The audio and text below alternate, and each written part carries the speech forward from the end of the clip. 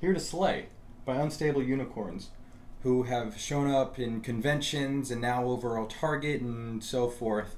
They've made Unstable Unicorns, Daring Contest, Scram, a couple other games, and now they made Here to Slay. Now I do have the exclusive edition from the Kickstarter, so there are a few things in here you might not get if you have a standard edition, and if you bought the big box edition, I have a lot of missing components from that because I only got the standard Kickstarter exclusive. This is a game for 2 to 6 players playing in about 30 to 60 minutes and is for ages 10 and up. The game is very simple to play.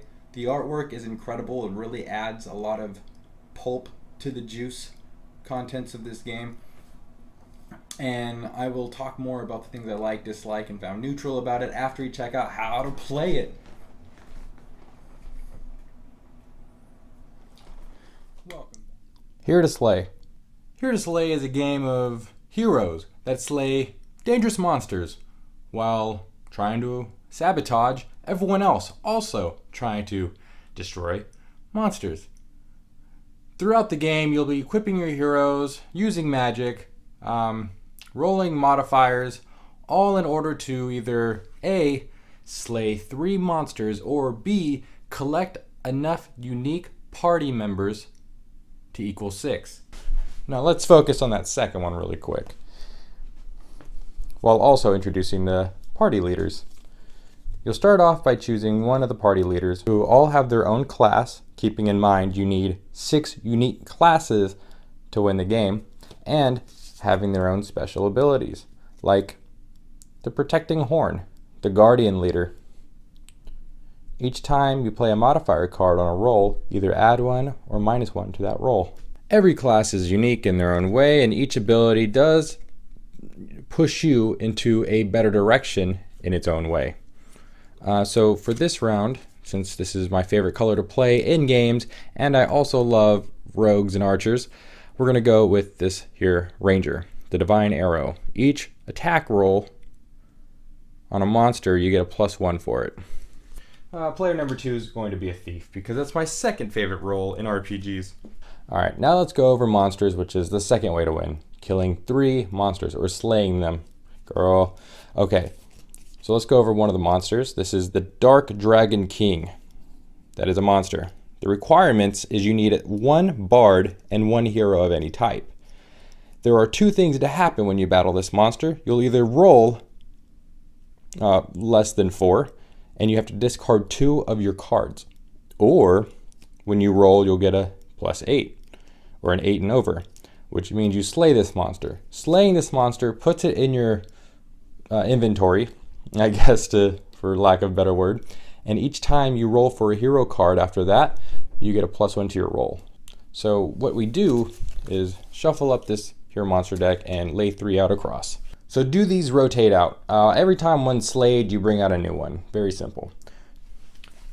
Each player is going to get 5 cards. Now these cards can include hero companions. They all have their own class and their own hero ability. Items, like this one for example, changes a hero to a wizard class. Challenges, for when people pretty much play any card. Any card that's not already in play, that's coming out of the hand of the player, this card can challenge it, whether it be heroes, items, or magic cards. Modifiers. So when you're making these rolls, for example, going for one of these here monsters, and your roll just isn't enough, throw out a modifier. You could add 4 to that roll. Or if your opponent is, doing the same thing, throw a modifier in there. Screw them over. And then magic. Discard a card, then destroy a hero card. There are a variety of cards in here that you can use. The thing to understand are most of these cards are only going to be played during the play phase. However, you have cards, like the challenge and the modifier that can actually be played on anyone's turn. So just keep that in mind. Let's start this game. Each player is dealt 5 cards to get started. The Divine Arrow is going to start the round. So on your turn, you get 3 actions. Following actions cost 1 point each. Draw a card. Play a card from your hand whether it be a hero, item card, or a magic card. And if you play a hero card, keep in mind you may, if you want, instantly use their ability. If none of those sound appealing, and let's say you want to go directly for one of these monsters, it'll cost 2 action points. What you'll do is, roll the dice and hope for the best. And if none of those sound appealing because all your cards suck, spend 3 points and discard them. Get a new 5. Let's get started here. So I'm going to draw one for my first action. And I'm actually going to, cards you play cannot be challenged for the rest of your turn. That's good, but that's really good for just like the first turn. It's kind of early for that. Ooh, the bad axe, destroy a hero card. Well, let's put that out as my second action so I can make this player a little fearful of what cards they're going to play, because this card is going to top tier it if I could roll an 8. I'm not going to do this ability now because he doesn't have a party to affect. And why not? I'll draw one more card. So that's my 3 actions there. Looks like I just drew a trap card. That's discard 2 cards, then steal a hero card. Wow, that's pretty wowzers right there. So this player goes, looks at his hand. Oh, look at that. Right then and there, they have 3 solid heroes. I think they're gonna look at the top 3 cards of the deck, okay? Pull a card from each player's hand that has more cards than your own. This is good with more than 2 players. I think this hero's a little weak for two-player game. Definitely want to get fluffy out there because it'll destroy 2 hero cards for 10 roll. They have one modifier, but it doesn't. They have a modifier, but it doesn't add much to it, so they do need to get more modifiers. And then they have the destructive spell I showed earlier, where they could destroy a card. They could destroy a card if they discard a card. I think they're going to use their second action to just really start off the war between these 2 players. They're going to discard a card, which means discarding from the hand. Like I said, this hero is not too great, so we'll discard him. So he played this for 1. He discarded the Purring Bandit, and now he gets to completely destroy the bad axe. And they have 2 cards left. I think so. 1 action, 2 actions. Okay, now it's this player's turn. They really want to get this Owlbear, but they don't have a thief anymore, so they can't do anything with that. Actually, I don't even remember if they had it. No, they didn't. They had the fighter. So they're going to draw one. It's a item card. They're going to draw a second for their second turn. It's a bard. I will just put a bard out. Why not? Because you could draw 2 cards. I'll do that instantly. So I need to roll 7.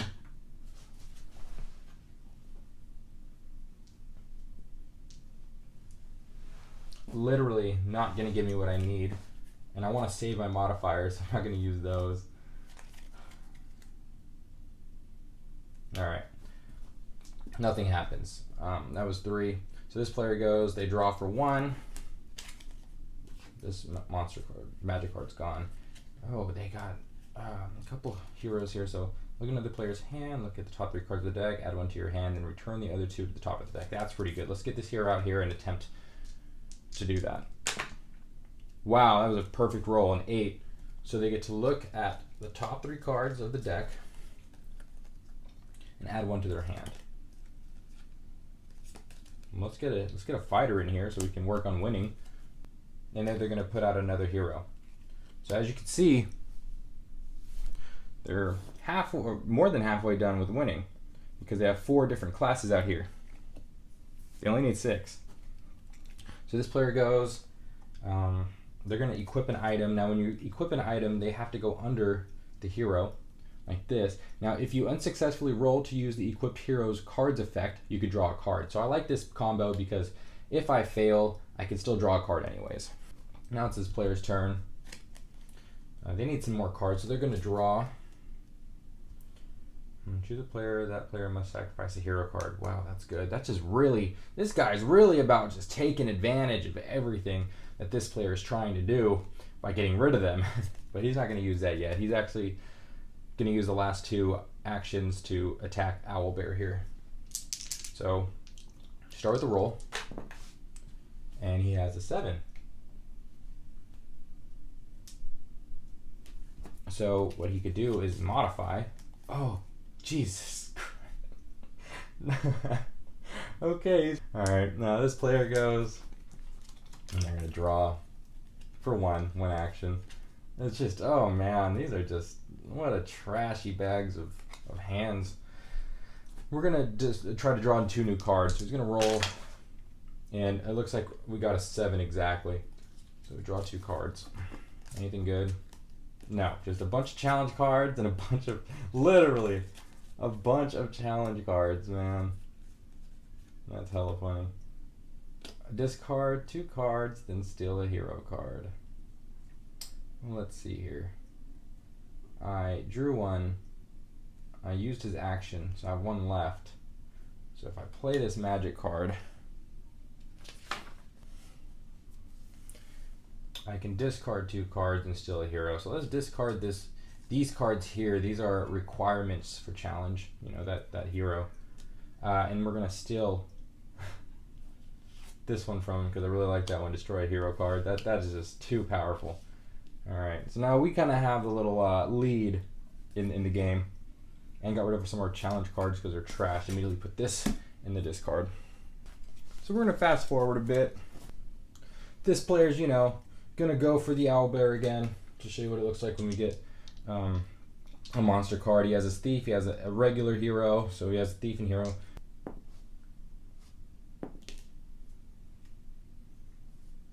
And he got a 5. So that's obviously not enough to get this monster, but he did miss the discard with 2 cards. But he's going to keep going for it. He's actually going to play out a modifier. So he's going to go super solid +4. That puts him at a 9. And he goes, no, wait, that's not what's going to happen because I'm playing a modifier. Now it's back at 7. And this player's like, that ain't going to happen today. Back to 9. Or back to 8. And this player's like, I don't know if I want to continue using my modifiers, so fine, it's yours. He gets the owl. So item card you play cannot be challenged, which is really dang good. New monster comes out. Game continues as you see. Wants to play the really big. So let's say this player wants to play the really big ring, so he tries to equip it. But before he equips it, this player is like, ain't gonna happen. So now they're both gonna roll. This player getting a 10 and this player also getting a 10. But then throwing a modifier on top. And then this player being like, ain't gonna happen, your 4's gone. And then this player is like, still gonna win anyways. Right? And this player's like, no, you're not. And this player's like, I'll literally take it to the grave with me. And then this player doesn't have any modifiers left, so he gives up. Meaning that this item card just isn't played. So all that work over that item card. But hey, it could have been worth it. I don't know, it could have been a really good item card. Let's actually see what it is. Each time you roll to use the equipped hero card's effect, +2 to your roll. That is pretty dang good. Okay, anyways. First player to either destroy 3 monsters or collect 6 unique class members wins. Welcome back. I hope you enjoyed that playthrough of how to hunt monsters. Now, that's why I wore my Monsters University hat, because we're out here teaching you how to slay 3 monsters with your party of heroes. But once you reach 6 heroes, you're no longer slaying monsters, you're just a badass group of individuals. So therefore this hat just, okay, in here to slay. My favorite things that I enjoyed are just the gameplay itself. I kind of liked a lot it with the way it's structured. Okay, I like how there's items that can really enhance your gameplay. There's magic that could really turmoil some of your players or opponents, and then there's the other heroes that you're playing and how each hero has its own ability. The uniqueness of every card adds a lot to the flavor, because yeah, the gameplay is pretty similar. It's like 3 actions, okay, I'm gonna draw this, that, and like, you know, there's a lot of strategy in the ways that you're like, okay, maybe I'll go for this monster this turn, or oh, this specific card gives me an extra action every turn so I can fight 2 monsters, or maybe I should load up on modifiers. Like, that's all good and well, but the fact that each card's unique, I think, adds to the global scale of points that this game is looking for high replay value. Because no 2 games obviously are never going to be the same as far as the way you play it, because each strategy is different based off what cards you're pulling and what heroes you're using and what hero leader you have, right? The neutrals that I found in this game is, and I don't know if this is just like me being a little FOMO with not buying the big box, but I think there could definitely be more monsters and heroes in the game. Party leaders, not heroes. Because, you know, after like 4 or 5 gameplays of this, I, you know, obviously keep seeing the same monsters come out. And that's fine and well. Like, that's going to happen even with the big box. You know, you play it long enough, you're going to see the same monsters. But I feel like having like the monster expansion that came with the big box exclusive on Kickstarter would just like kind of let them run a little longer, like in rotation. Then I feel like, oh, here's the owlbear again. Right? I see this every game because maybe I suck at shuffling. I don't know. My dislikes, honestly, game itself, I don't have any dislikes. I think the game's pretty proper. It does exactly what it's made to do. It's a simple game. If you know the Unstable Unicorn Company, you know that their games are really lighthearted and zany and like quirky, and a lot of the times not safe for work, but this one is. I think people who are looking for something more expansive won't like this game. I think when you hear like RPGs, you think of Pathfinder, and if you're a little less sophisticated than that, I'm just kidding.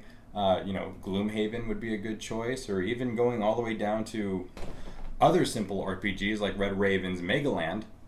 You know, this game is literally just a roll and play.